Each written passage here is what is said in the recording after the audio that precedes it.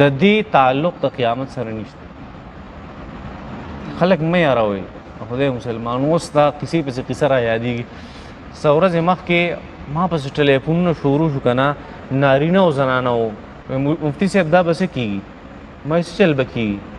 وایي ساینس دا ویلي بار بار په خبرونو کې راځي او څه سکالران دي هغه هم راځي منظر عام ته او دا خبره کوي چې یاره پلانکې سیاره به پلانکې ته مخامخ کېږي او دنیا به ورانېږي او قیامت په دې تاریخ باندې راځي. الله جل شانو فرمایي چې ان الله عنده علم الساعه، د قیامت علم خو صرف ما ته دی چې دا به کله راځي. ساینس څه شی دی؟ ناقص، غیر مستقل، روزانه بدلیږي را بدلیږي. نن یو سوی سبا بل سوی.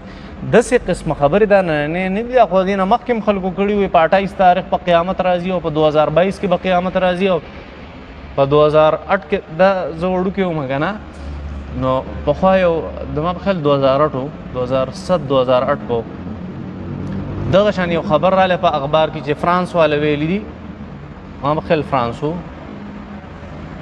الله دې معافي وکړي غلط شوی یم یا هیر شوي رانه، تقریبا فرانس والا تحقیق کړی دی چې په دې ورځ باندې به دنیا ورانېږي. یاره ما ټینشن واغستو د خدای پاک. زه ډېر بېسوره مولد صاحب راته وایي څه چل دی لکه ستا د شکل خو زبل بل څه دی.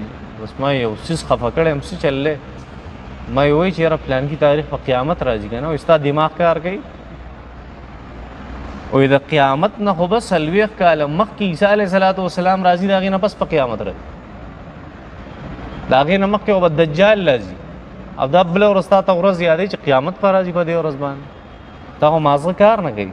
صرف علامات مونږ ته الله او د الله پیغمبر ښودلي، د هغې نه علاوه د هغې نه هټ کر الله او د الله پیغمبر مونږ ته نه ده ښودلي چې په دې تاریخ په قیامت راځي. او دغه هغه حکمت دی چې د مرګ ورځې راته نه ده ښودلې، د قیامت ورځې راته نه ده ښودلې. دغه ټینشن به مونږ اخیستو ذلیله به. نو زنانه او نارینه اوسې به ټلیفون وکړو یاره پلانکي محقق ویلي دي او پلانکي په یوټیوب باندې راځي، پلانکي فیسبوک باندې راځي چې قیامت به راځي او دا به څه کېږي. او پلانکي ملک ماهرینو هغه دا ویلي پلانکي سیاره به د پلانکي ته مخامخ کېږي، دنیا به ورانېږي. ما ورته ستاسو مازغه خراب دي. چې کوم والد صاحب ما ته خبرې ذکر کړې وي هم هغه مې ورته ذکر کړې. او ټول چې کوم بوج راغلی او په زړه باندې هر څه ختم شو. او داسې په دروغه قصو باندې ځان لا زړه مه خرابوئ. ښه هېڅ هم نشته، هېڅ هم نشته. دغه قیامت ته علم دا په علم غیبو کې دی او علم غیب صرف چاته دی؟ صرف الله جل شانو ته، بل چاته نه دی. دا قسم خبرې دي دا به سټل کې یاجوج او ماجوج دي به دا چل کې دي به دا چل کې، دا څه خبرې نشته. د انسانیت خلاف چې پای کې مې خبرې دي هغه نشته. انسانیت مطابق څه راځي سبا به انشاءالله کوشش کوو چې هغه احادیث مبارکه ووایو چې کوم صحیح بخاري او مسلم شریف صحیح احادیث د هغې باره کې ذکر شوي دي، په هغې تذکره کوو انشاءالله. نو څه وایي ان یاجوج او ماجوج، یاجوج او ماجوج تاسو وپېژندل او منګړتې خبرې مو وپېژندې چا څه مشهور کړي. نو ان یاجوج او ماجوج بېشکه دا خلک چې دي یاجوج او ماجوج مفسدون فی الارض، مفسدون دی فساد خورونکي دي فی الارض په ځمکه. فهل نجعل لک خرجا علی ان تجعل بیننا وبینهم سدا